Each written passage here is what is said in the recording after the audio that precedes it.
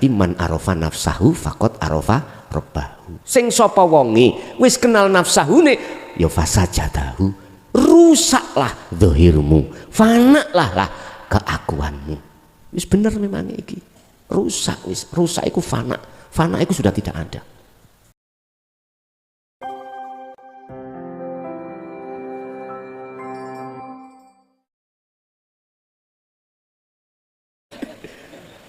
Man ngarofa nafsahu faqad ngarofa rabbahu.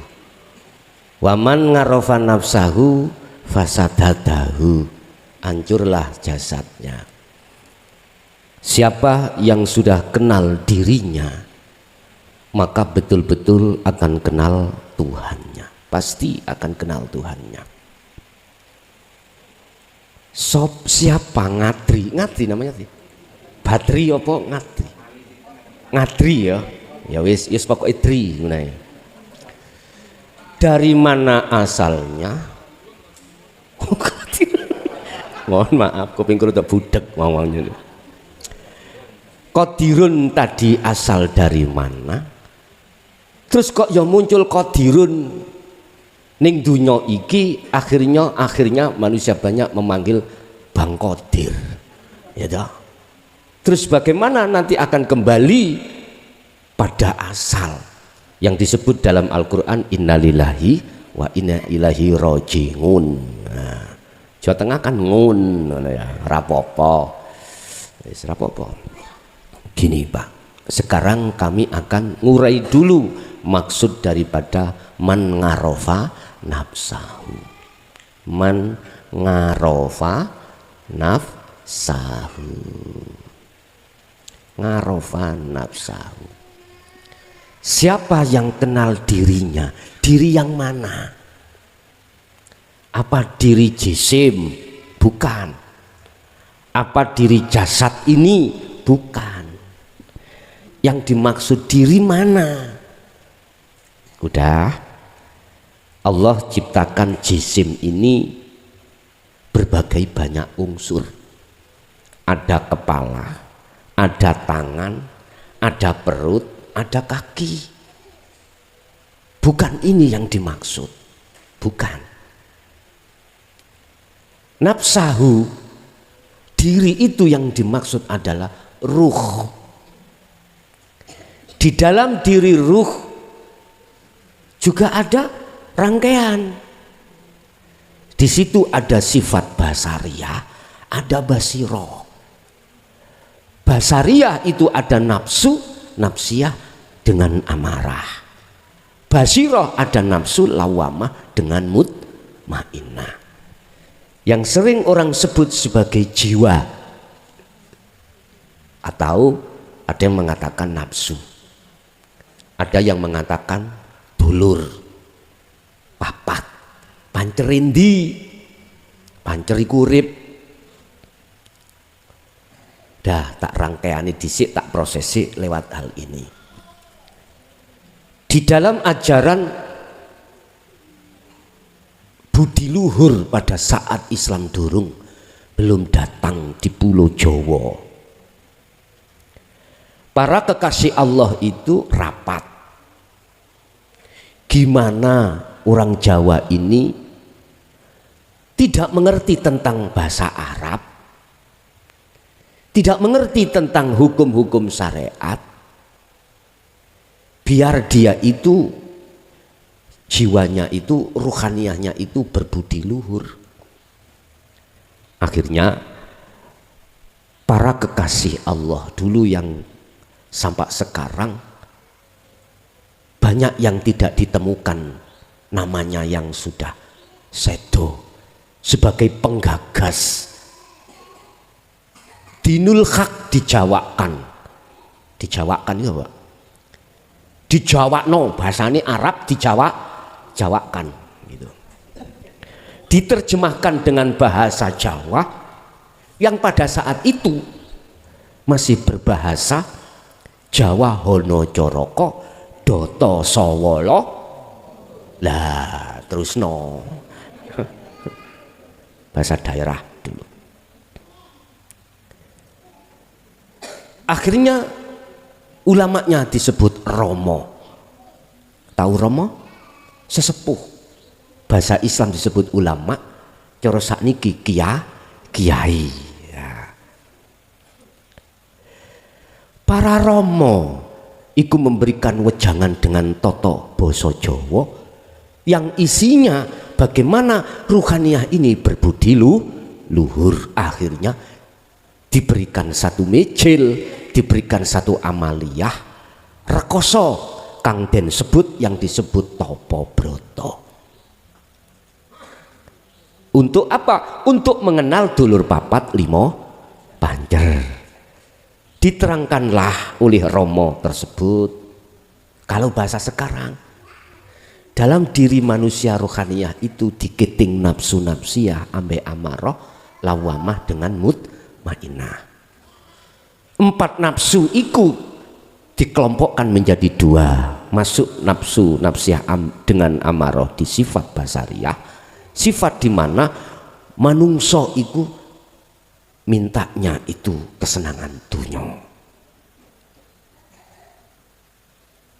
Allah katakan di dalam Al-Quran, inna nafsa, nafsu yang seperti ini itulah amaratum bisu, ngajak lali nang Gusti Allah dengan bentuk ruhaniyah iku bersukaria terhadap kesenangan dunia. Akhirnya Allah menurunkan surat Ibrahim ayat 3. Nafsu iki loro iku sing gapleki iki. Wa yastahibbunal hayatad dunya alal akhirah. Membikin ruhaniyah kita itu kepincut dengan kesenangan dunia. Apa yang terjadi? Pasti terjadi, Pak. Mohon maaf, ada pitakon, apa sing ngaji babakan seperti ini kok lebih banyak laki daripada perempuan?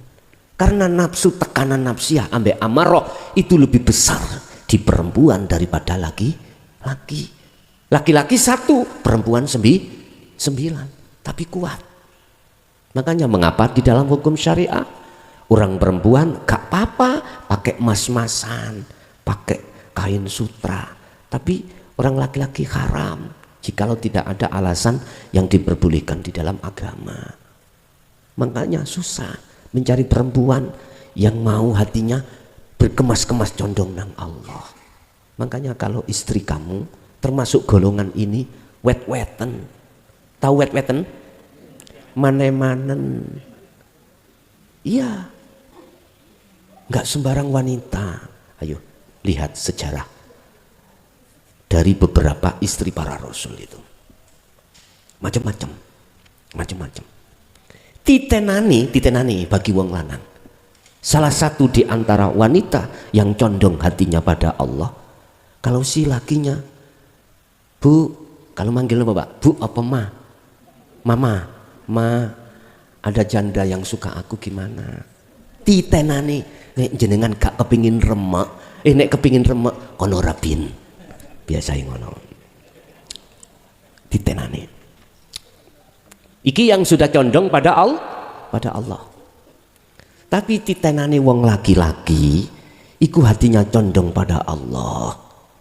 Iku gak kemalan ngaplokan. Ngerti ngaplokan? Gak sok kemalan ngamuan terhadap istri.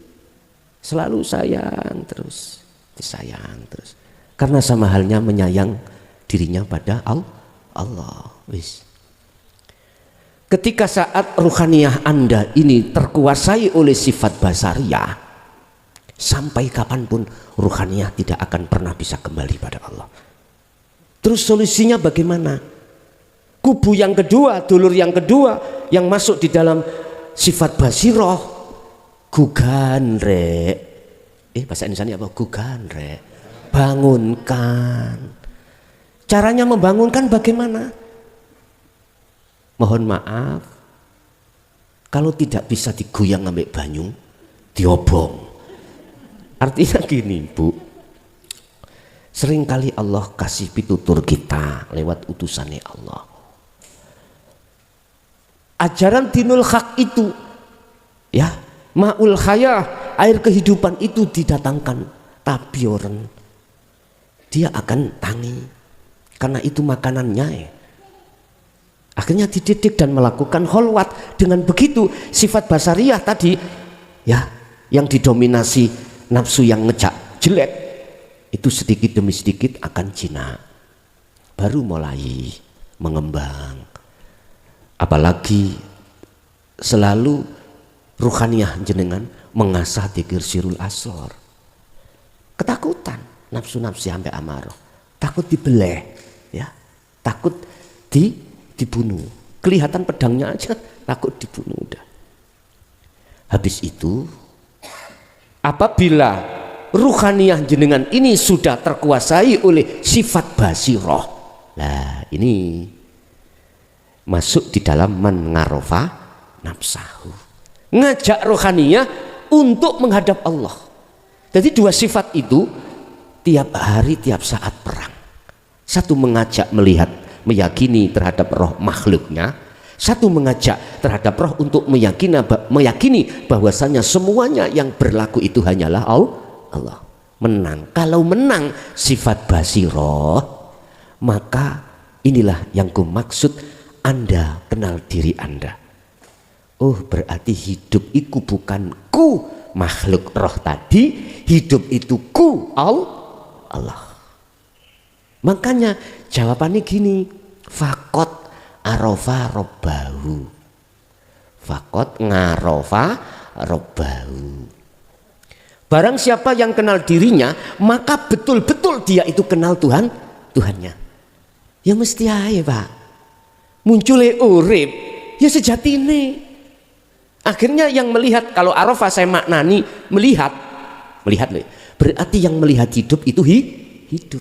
Inilah rohaniyah yang bisa wa inna ilaihi rojiun.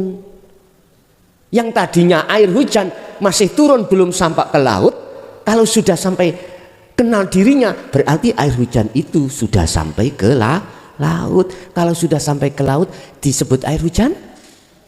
Anda. Tapi mengapa sebelum menjadi air hujan kok menjadi awan hitam? Itu Pak, yang nanti menjadi air kan hitam Pak ya.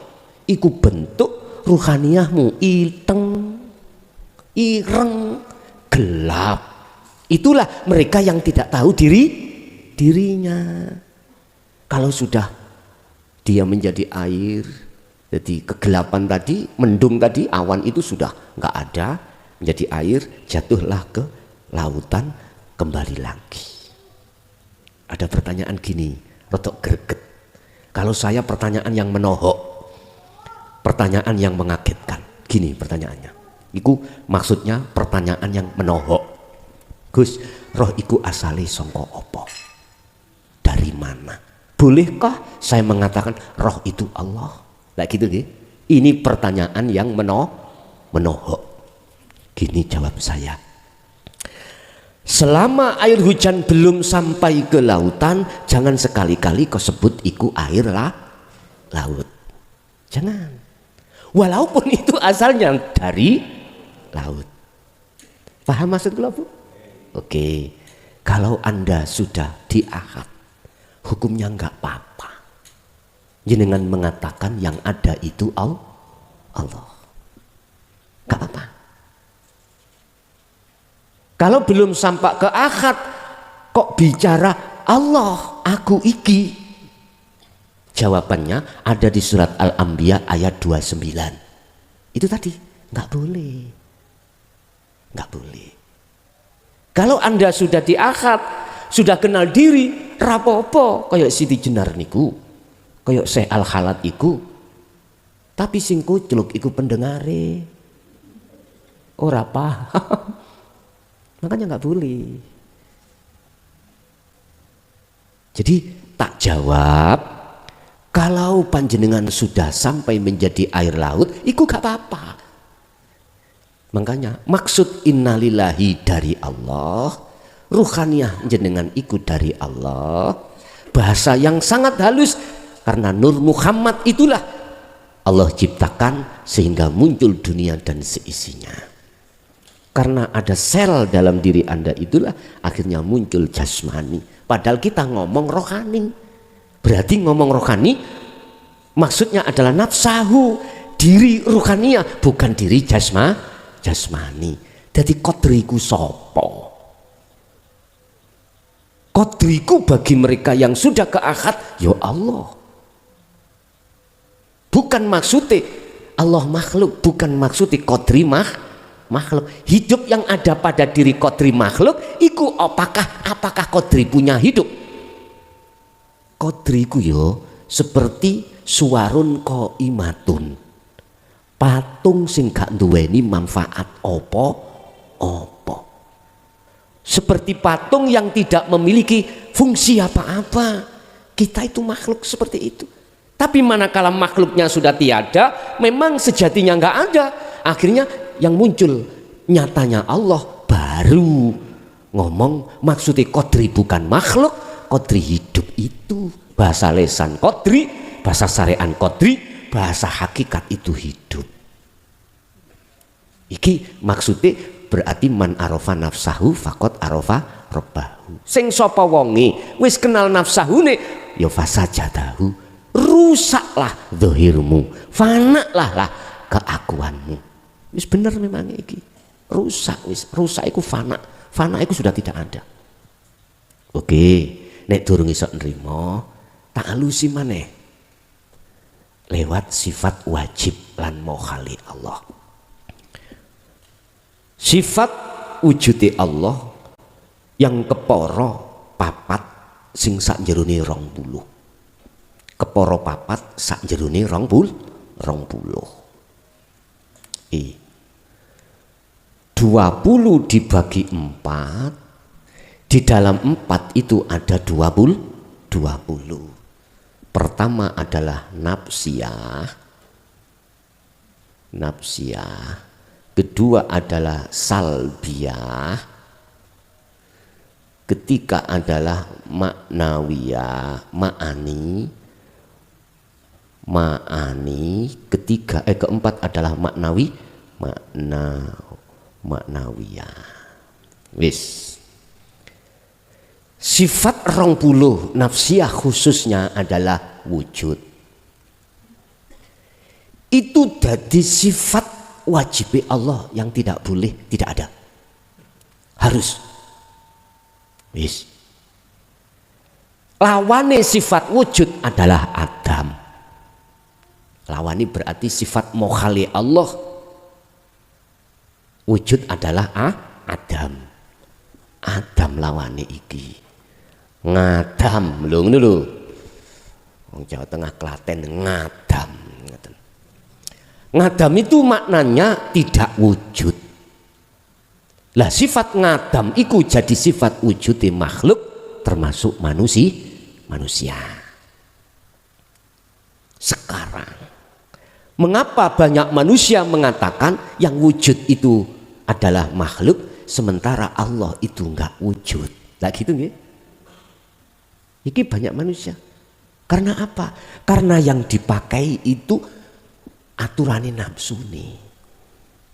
Apa? Ainul basyariyah yang dibuat melihat itu moto dohirmu. Ngono. Akhirnya mata dohir kelihatan cagak wujud. Alam sandal meja wujud. Lah gitu toh. Oke. Coba sedikit aja gunakno meripat hatimu. Ini oleh karena banyak manusia menolak ajaran dinul haq. Lah fungsine ajaran dinul haq itu adalah qad tabayyana rusdu minal ghai, melepaskan ruhmu dari cengkeraman budaan nafsu. Iki ditolak, maka sampai kapanpun moto meripat kita adalah buta. Ainul basirah kita akan buta, otomatis tidak akan bisa menyatakan wujudnya Allah. Enggak bisa, Pak. Bapak Ibu, padahal dinul haq itu untuk mempelajarkan ruhaniah kita supaya sifat basirah itu bangun. Tidak tedung tok, tidak tedung blekok, ya. Tidak turu ngorok tok, turu ngorok. Biar nggak tidur terus. dinul haq itu. Udah. Kalau andai kata mata hati kita itu sedikit saja dibuka, maka Anda akan tahu sejatinya yang wujud dan sejatinya yang adam. Pasti itu. Sehingga tadinya itu mengatakan Allah itu ya kosong iku, sekarang kebalik. Yang kosong ini padat, yang padat kok kosong. Yang tampak tadi yang wujud selain Allah, sekarang kebalik. Yang tampak dan nyata la ilaha illallah al-malikul haqqul mubin, nyatanya Allah itu yang nyata, selain Allah akhirnya tidak nyata. Miturut mripate ati. Nek mripate zahir ya masih tetep rek, ya masih panggah, masih sama, masih mengatakan wujud. Tapi mata hati kita sudah tidak.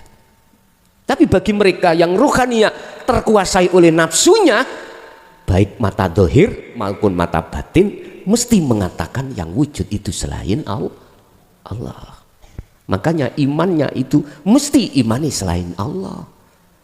Siapa yang mencabut nyawa Israel? Siapa yang menyolong sapi saya? Syiah. Ini videonya Syiah lah gitu toh. Ainul Basirah. Akhirnya imannya terhadap Syiah. Tidak bisa mata hatinya tembus ke Allahnya hidup pada diri Syiah yang mencuri lembu. Akhirnya apa yang terjadi? Hukum syariat bicara rame sudah. Begitulah isi dunia itu. Udah, siapa yang kenal pada dirinya maka betul-betul dia kenal Tuhannya. Ya mesti aja wong urip ya nang urip. Berarti inilah yang dimaksud sudah kembali kepada Allah.